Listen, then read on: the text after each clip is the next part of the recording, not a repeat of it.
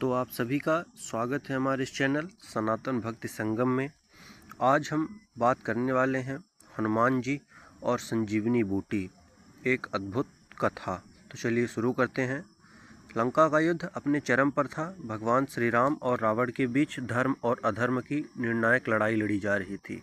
युद्ध भूमि पर हर दिन नई चुनौतियां सामने आ रही थीं। इस महान संग्राम में भगवान राम के छोटे भाई लक्ष्मण रावण के पुत्र मेघनाद के साथ युद्ध कर रहे थे। मेघनाद कोई साधारण योद्धा नहीं था, वह इंद्र का पुत्र था और राक्षसों में सबसे शक्तिशाली। उसने एक विशेष शक्ति बाण से लक्ष्मण जी पर वार किया।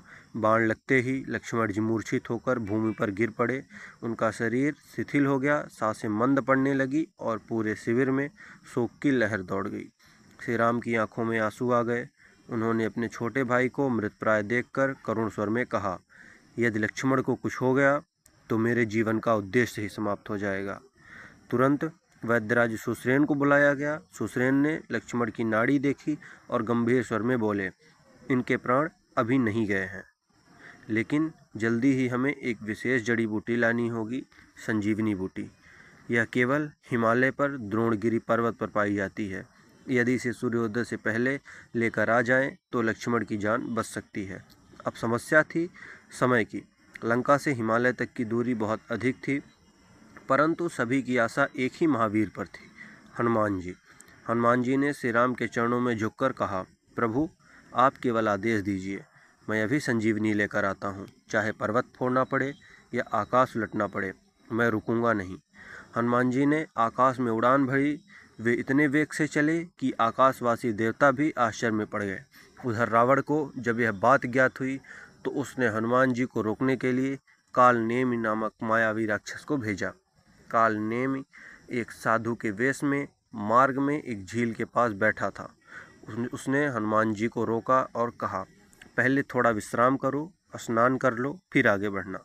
लेकिन जैसे ही हनुमान जी झील में उतरे, उन्हें एहसास हुआ कि कुछ तो गड़बड़ है।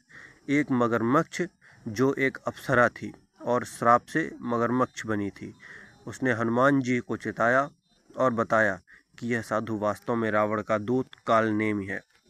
हनुमान जी ने तुरंत कालनेमि का वध किया और बिना समय गंवाए हिमालय की ओर चल पड़े।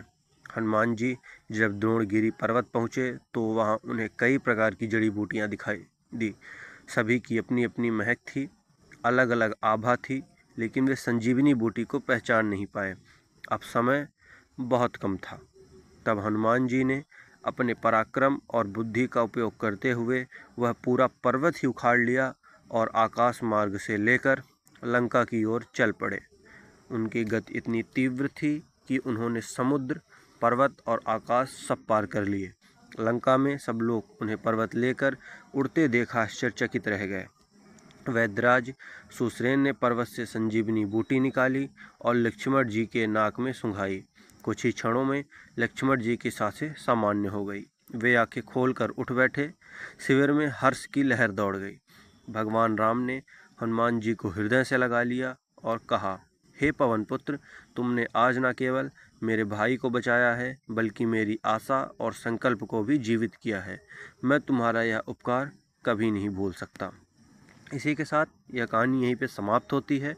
मिलते हैं किसी नई कहानी के साथ नेक्स्ट वीडियो में। तब तक के लिए जय श्री राम।